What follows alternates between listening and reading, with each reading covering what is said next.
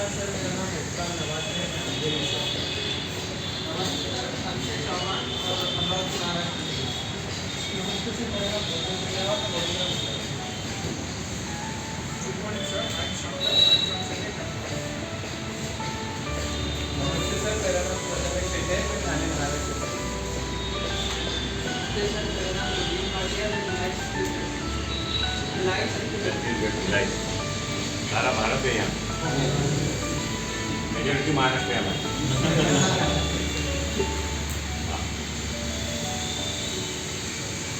तो अभी ये सिलेबस कितना 9 महीने का है, 1 साल का? 9 महीने का है, 1.5 महीने हो गए। अभी 1.5 महीने हो गए। तो किसको ऐसा लगता है कि वापस जाना है यहाँ से? ऐसा किसी को लगता है तो खैर बताओ, चिंता मत। आप भी अटको, हम भी अटके, दोनों अटके, उससे अच्छा एक जन खुल जाए तो हम हमारा क्या करें? ऐसा किसको लगता है? कोई भी 2 लोग बताओ कि ये सिलेबस नमो मार्गी प्रबोधिनी में ज्वाइन करने के लिए आपके पास कौन सा सोर्स या जानकारी थी, जिस जानकारी के आधार पर हमने ये सिलेबस के लिए रामो मार्गी प्रबोधिनी में आने का पसंद किया? ऐसा कोई भी 2 लोग बताओ, आप बताओ।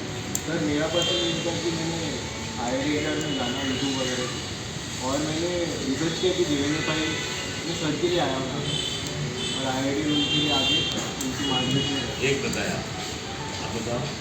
सर, मैं रामो मार्गी प्रबोधिनी से 2017 साधना प्रोग्राम होता है, मैंने पार्टिसिपेट भी किया था इन लोगों में और ऑर्गेनाइज भी करवाया था। उसके बाद मैं मॉडल जीवन में आया तो देवेंद्र सर से मिलाना नहीं हुआ। उसके बाद फिर मेरे एक को तो थाना से नज़दीक है और वो देवेंद्र को देख कर के आए, उसने भी देवेंद्र के कारण बताया। और इसके सिवाय किसी का कुछ है क्या, आप बताइए। भिलाई से पिछले 4-5 साल से विद्यार्थी परिषद में काम कर रहे ओके, हैं। तो आप विचार परिवार से संबंधित है। इसके सिवाय आप ऑस्ट्रेलिया से आए थे? सर, मैं अपना NGO खोलने के उद्देश्य से मैं भारत मूव होना चाहता हूँ। तो इसके लिए मैं गूगल सर्च कर रहा था, इंडिया का सर्च कर रहा है तो क्या करना पड़ेगा।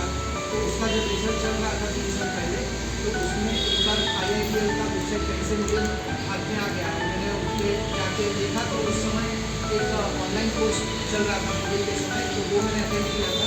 और उसके बाद मुझे IITL के बारे में और देवेंद्र सर से परिचय होने के बाद IITL का पता चला। पुणे स्टूडेंट्स देवेंद्र जी और नया बैच, उसका इंटरेक्शन का प्रोग्राम कभी करते हैं क्या? पुणे बैच के 2 स्टूडेंट, समझो 2 या 3 स्टूडेंट पुणे बैच के आए हैं, अलग अलग पूरे पहले 1 महीने के अंदर, पहले 1 महीने के वैसे हुआ भाई। और कोर्स में एडमिशन लेने के पहले भी शायद कुछ स्टूडेंट्स ने स्टूडेंट से बातचीत की। जैसे अभी ये ठक्कर उन्होंने बताया कि उनको NGO आगे जाकर के NGO की रचना करके उसके माध्यम से काम करना है। केवल एक लाइन में बताने का, एक सिंगल लाइन, हाँ, सेकंड लाइन नहीं, परमिसेबल नहीं, वो हम गिनेंगे नहीं। एक लाइन में बताने का ये राजनीतिक कोर्स है, राजनीतिक लीडरशिप, सोशल लीडरशिप डेवलप करने का प्लेटफॉर्म। राजनीतिक विचारधारा के अनुरूप लोग तैयार हो, उसका एक प्लेटफॉर्म दिया है जनरली। बाकी के 10 उसके पीछे एम्स और इंटेंशन हमारे होंगे, हथियार भी है और हमारे उद्देश्य भी है दोनों। तो मुझे ये बताओ आप लोग, एक लाइन में बताने का, जैसे अभी परिचय करके दिया उसी प्रकार से, कि राजनीति में आने की आपकी महत्वाकांक्षा या इच्छा क्यों है, क्यों आप राजनीति में काम करना चाहते हैं आने वाले दिनों में? एक लाइन में बताओ। जो नहीं करना चाहते उसने रिप्लाई नहीं दिया तो कोई करेगा, कोई आपत्ति नहीं है। लेकिन जिसको आगे राजनीति में काम करना है और ये प्लेटफॉर्म के माध्यम से हम कुछ सीखते हैं, तो राजनीति में क्यों आना चाहते हैं, ऐसा एक लाइन में बताओ, आप बताइए। मैं 14 वर्षों से राष्ट्रीय संगठन में जुड़ा हूँ। आप बताइए। तो मैं UPSC से प्रिपरेशन कराता पहले, तो मेरी गवर्नमेंट में काम तो करना ही नहीं, तो मैं प्रोसीजर पार्टी या तो मैं जाऊँगा या तो राजनीति में जाकर। जैसे राजनीतिक क्षेत्र में कार्य हो रहा है, पहले भी होता है, आगे भी होता रहेगा, तो उसमें अपनी हिस्सेदारी और जो कुछ अपना विजन है उसके के अकॉर्डिंग बात करने का अवसर मिला उसके लिए मैंने पहले पैकेट में काम किया है पॉलिटिकल कंसल्टेंसी IITL के माध्यम से मैं और एक्सपोजर कैसे दे सकता हूँ अपने इस करियर में, उसके लिए आया। सर मुझे महाराष्ट्र का फेज बना, महाराष्ट्र का नया फेज बना। फ्यूचर पहले तो बैकएंड में काम करना है आगे, और उसके बाद सर कंटेंट एक ही लाइन में। लोगों के साथ लोगों के लिए प्रोफेशनल। राजनीति से भारत माता की थोड़ी बहुत सेवा कर सकते हो मेरा भी सेवा इस लाइन में बहुत कुछ सीखने को मिलेगा इसलिए जुड़ा और हम आपसे राजनीति से पहले मैं संघ में काम करता था, और जब ये लोकसभा चुनाव 24 में आएंगे, ऐसे 89 में पहला लोकसभा का चुनाव राम नाईक जी लड़े थे जब लोकसभा के चुनाव में, और बड़ी तगड़ी कैंडिडेट सोशलिस्ट माइंडेड और उस समय के मृणाल गोरे, उनके सामने ये जिला योगेश्वरी से लेकर के पालघर तक का था 120 किलोमीटर, और उस समय सर 26-27 लाख वोटर्स थे। तो संगठन की दृष्टि से काम करने को चुनाव के समय पूरता, केवल चुनाव के समय के लिए उनको 2 लोगों की आवश्यकता थी, जिनको बीजेपी को, उस समय भारतीय जनता पार्टी। तो हमारे जो यहाँ पर भाग कार्यवाह थे, तो भाग कार्यवाह हमारे भारतीय जनता पार्टी के जिला अध्यक्ष महामंत्री, उनके साथ चर्चा करने के बाद पता है कि आपको योगेश्वरी से दहीसर तक काम करने के लिए अगर 2 आदमी चाहिए तो हम 1 आदमी देंगे, और 2 आदमी का काम करेगा। और आपको फिर मेरा नाम बताया, मेरे पास आए, मैंने बताया हमको नहीं करना राजनीति में, मैं संघ की शाखा लगाता हूँ, शाखा ही चलाऊँगा और अपना व्यवस्थित मेरा बाकी का व्यवसाय वो करूँगा। मैं बोले संघ ने तय किया है आपको वहाँ जाना है। उसके कुछ बाद में का स्टोरी नहीं बताता हूँ, क्योंकि मैंने इतिहास का विद्यार्थी रहा, मुझे इतिहास पसंद है। फिर अपनी मर्जी से मैंने यहाँ रुक गया, फिर अभी तक भी अपनी मर्जी से ही काम कर रहा हूँ। तो राजनीति में बहुत चढ़ाव उतार होते हैं, किंतु परंतु होता है, इधर और होता है, यस नो होता है। तो मेरे पास कोई प्लेटफॉर्म नहीं है उसको क्लियर करने को, क्योंकि मैं वहाँ से कंडीशनल भेजा गया था, और मैं वो कंडीशन को तोड़ करके ब्रिज ऑफ कंडीशन करके यहाँ रुक गया हूँ। तो मेरे पास कोई क्लियर करने को प्लेटफॉर्म नहीं है, तो मैं कर रहा हूँ। और मैंने कॉरपोरेशन के 3 चुनाव लड़े, और पहले चुनाव में कार्यकर्ता संगठन कुछ भाग्य ऐसे कारण जीत गया, क्योंकि ट्रेडिशनल कांग्रेस ने सीट थी। ट्रेडिशनल जहाँ जो काउंसिलर थी वो केवल दक्षिण मुंबई से ट्रांसफर हुए, देवंजित नेता को वोट दिए हुए, और बीजेपी के समर्थित वोटर है, इसलिए यहाँ बीजेपी की काउंसिलर थी। अदरवाइज कानपुर में कभी भी बीजेपी का काउंसिलर नहीं। Mahesh Bhatt division of court में आए थे एक बार, same Kalubhai Bachchani division of court में आए थे। ट्रेडिशनली एस्टाब्लिश्ड कांग्रेस की सीट है ये, या इनके संस्थान है, संस्थान आपको समझते हैं, स्कूल के संस्थान ऐसा है कि जहाँ 25,000 विद्यार्थी यहाँ केवल, और उस समय मलाड गांधी ने एकत्रित था, तो आज दोनों का मिल करके 45,000 विद्यार्थी सीखते हैं आज, 45,000 स्टूडेंट। इनके हेल्थ सेक्टर की जो सर्विस देने वाली इंस्टीट्यूशन है, it was establish in 1934 Congress by Congress में। उसमें आज 4.5 लाख ओपीडी पर ईयर है, 4.5 लाख पेशेंट एक साल में उस इंस्टीट्यूशन में दवाई के लिए, डायग्नोसिस के लिए, एडमिशन के लिए जाते हैं। कंज्यूमर मूवमेंट में इनके पास 20,000 फैमिलीज़ की एनरोलमेंट वाली कंज्यूमर सोसाइटी चलाते हैं। रिक्रिएशन क्लब है, जो पहले पूर्व में अखाड़ा चलता था, वहाँ 7,500-8 हज़ार। अभी ये कांग्रेस यहाँ खत्म हो गई, अभी है नहीं। सारा अपने लोग और अपने माध्यम से अपने अनुकूलता के लोग सब चलाते हैं। फिर 3 बार काउंसिलर हुआ, 3 बार पिछले टर्म विधायक के, और राजनीति में बहुत एंजॉय करता हूँ, बहुत मज़ा करता हूँ। तकलीफों की भी मज़ा लेता हूँ और काम की भी मज़ा लेता हूँ।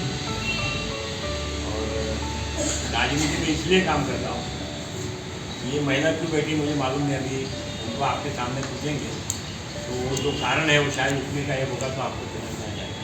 बहन आ जाओ। घबराओ मत, तुम इधर ही रहो और ये कहो जैसे ये नहीं नंदेलाल कौन है? वही मेहरबानी करके पूरे ये कौन रहा नंदेलाल? हमारा तो आज जेठ है। जेठा रहे। हाँ, बेच बात के नाला से पड़ा हुआ अभी ये बेच दिया रूम? हाँ, अच्छा तो अभी कुछ नहीं होगा बेच दिया तो फिर। अभी क्या करेंगे बेच दिया तो? बैठेंगे तो गार्डन में आके बैठना शुरू किया। यहाँ लगभग 4 साल से बैठता हूँ, कोरोना के बाद तुरंत तीसरा चौथा साल है। बोलो भाई। हमारा दूर वाला आजाद नगर में श्री राम गली। आजाद नगर? श्री राम श्री राम गली लागी पड़ा हाँ हाँ हाँ।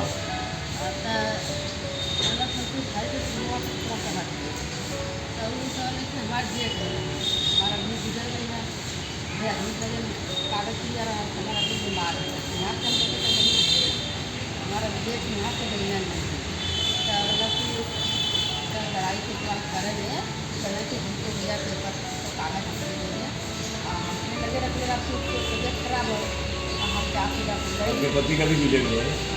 कभी गुजर गए? मैंने गुजरने हो गया 10-12 साल हो गया तो ये और आप 12 साल गाँव में थी हाँ इसलिए बोला तो ना अभी रूम उसने अपने नाम पे कर लिया। हमारे नाम पर करके और तुम्हारा नाम का इलेक्ट्रिक बिल है जुना? नहीं कुछ भी नहीं सब तुम्हारा इलेक्ट्रिक बिल है जुना? नहीं सब कुछ छूट गया था छूट गया तो कुछ रिकॉर्ड तो होगा ना, कुछ न कुछ बच्चे का जन्म हुआ है इधर? बच्चे का तो जन्म हुआ इधर? हाँ बाकी हमारे पास कागज है इधर हुआ क्या? हाँ पारक नगर में पारक नगर में शताब्दी में। उसका पेपर है, तारीख है, तारीख? तारीख हाँ, कौन से तारीख को हुआ? वो स्कूल में यहाँ पढ़ते थे, गाँव में पढ़ते थे? हॉर्लेम में। तो स्कूल का कुछ दाखला है? हर पहले दिया जो लगल नहीं अंगार लगल एक कागज लेके आओ, कुछ भी एक कागज लेके आओ। तो स्कूल का लेके आओ, जन्म का लेके आओ, रेशनिंग का लेके आओ, इलेक्ट्रिक बिल का लेके आओ। तो वहाँ 10-12 घर ऐसे है जिस घर का रास्ता घर में जाने का वो नाले की दीवार पे से ही है। उस दीवार पे चलना और अपने घर में जाना, चलना अपने घर में जाना, चलना अपने घर में जाना, यहाँ से नाला शुरू है। ये 2 फुट की जो जगह है दीवार की वही उसका रास्ता है। वो इसलिए है कि पहले वहाँ छोटा सा ग्राउंड था। एंजॉय करता हूँ तो मेरा ये प्रश्न है सर, एक आधा कोई वाक्य बताइए और 2-3 ऐसे भी वाक्य बताइए कि जिसमें से आपको बहुत सीखने को मिला और एक जिसको आप एंजॉय करते हैं। एंजॉय करने के लिए तो रोज एंजॉय करता हूँ, रोज डेली ऐसे एंजॉय करता हूँ। इसलिए मैंने कहा था कि प्रदीप से कि उनको मैं काम कैसे करता हूँ देखना है। तो अभी मैं गया था एक झोपड़पट्टी में, उसी झोपड़पट्टी के 2 उदाहरण दूंगा, एक आज का दूंगा और एक आज से 20 साल पहले का दूंगा, तो आपके समझ में आ जाएगा कि एंजॉय कैसे होता है। आज का उदाहरण यहाँ था कि झोपड़पट्टी बिल्कुल नाले के किनारे पे लगते हैं, नाले के किनारे पे पानी जाने देना तो ये तो भी नाले का पानी जाने आने का डर नहीं है। और इनका बच्चा क्या करेगा, जब यहाँ झोपड़पट्टी का डेवलपमेंट होगा तो ये नाला का जगह आपके लिए अपने आप छूट जाएगा। हो गया? यदि नहीं करता तो उनका दीवार खड़ा होता है, इनका रास्ता बंद हो जाएगा, कोई रास्ता दूसरा नहीं होता।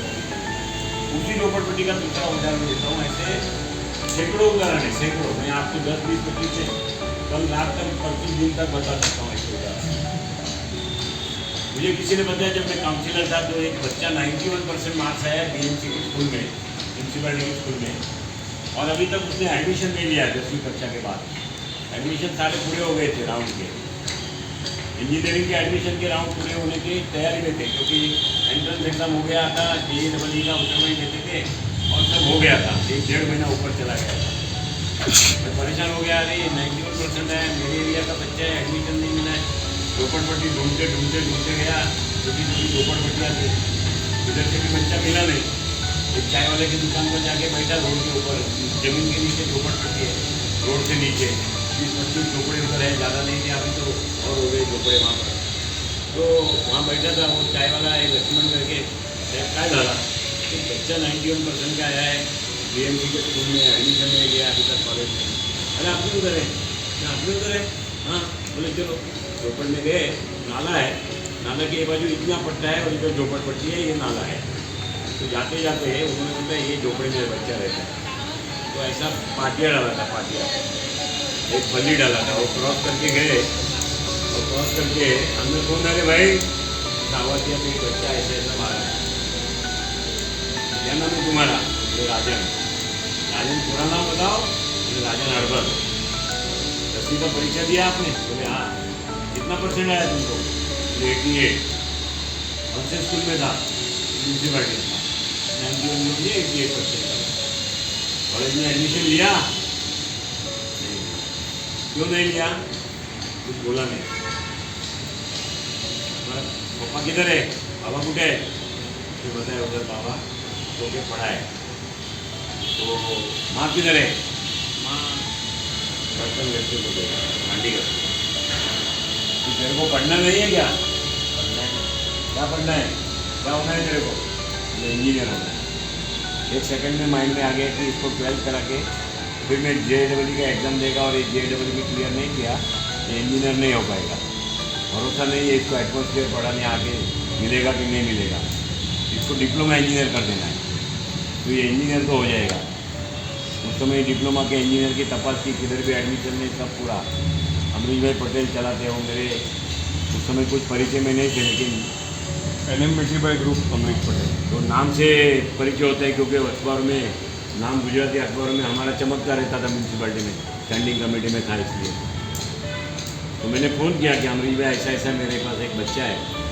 बोले ऐसे कैसे एडमिशन हो गया? 1 महीना पूरा। फिर भी तुम एक काम करो, प्रिंसिपल को मिलो भगूभाई पॉलिटेक्निक में, पटेल करके प्रिंसिपल है, उससे मैं बात करता हूँ और देखो कुछ रास्ता है तो। वहाँ गया मैं तो बच्चा बताया कि इसको परीक्षा में ऐसा ऐसा मिला है, इसको एडमिशन। 2-3 मिनट बच्चे से कुछ बातचीत करके उसने बोला कि मैं 4 बजे इसके एग्ज़ाम दूंगा राइटिंग में।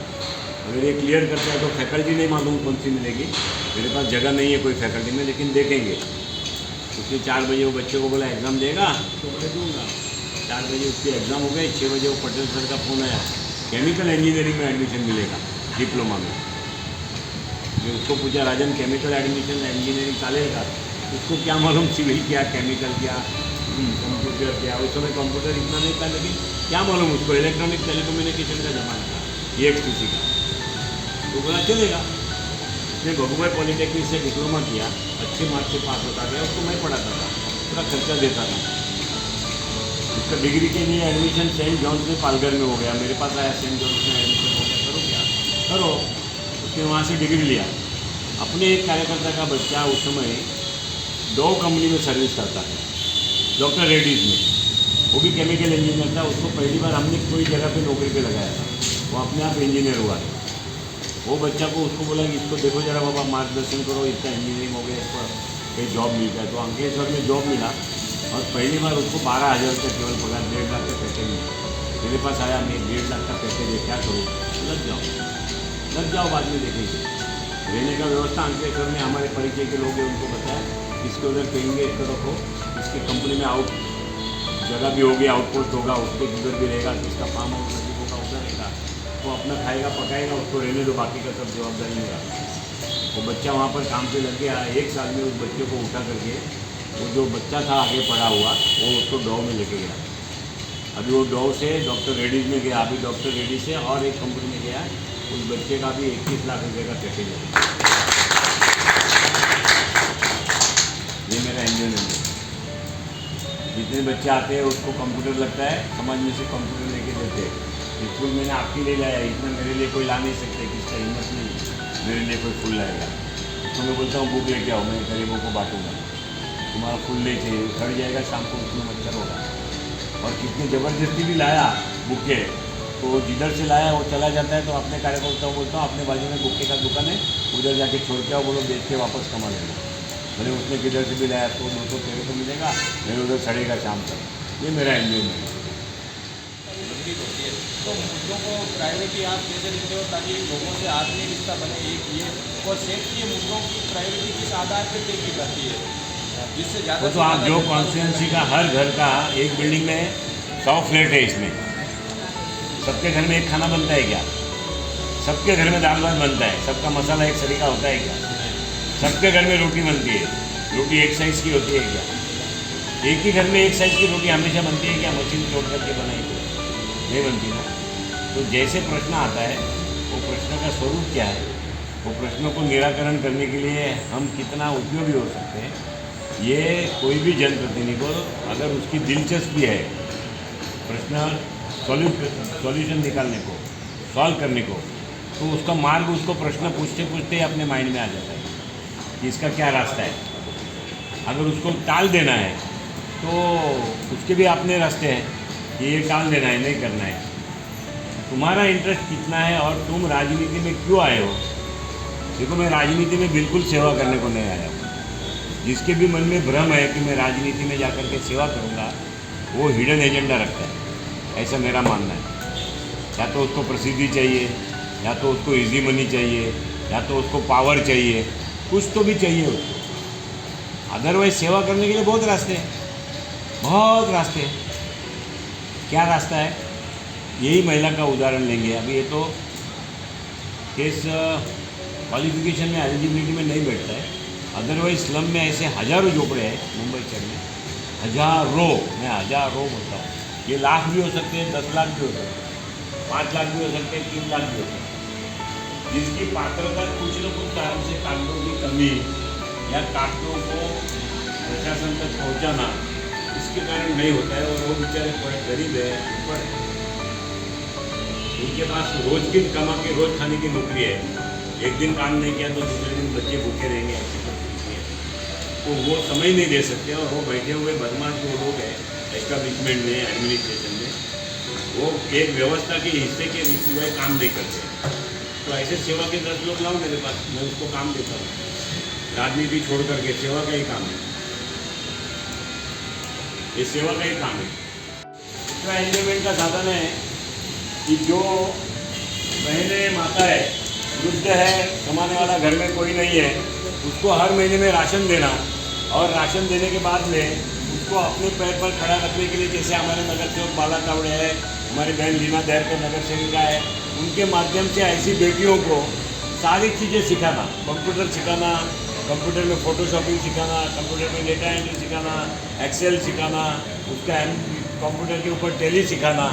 उसके आगे वो नहीं पढ़ सकती है तो हाउसकीपिंग सिखाना, नर्सिंग सिखाना, कुछ नहीं कर सकती है तो मेहंदी लगाने को सिखाना, टैटू करने को सिखाना, इसके वो शाम को 200-300 रुपया कमा सके। कुछ नहीं कर सकती तो घर में आटा पीसने की चक्की ला के देना, उसके माध्यम से शाम को 200 रुपया वो अपने घर में कमा सके।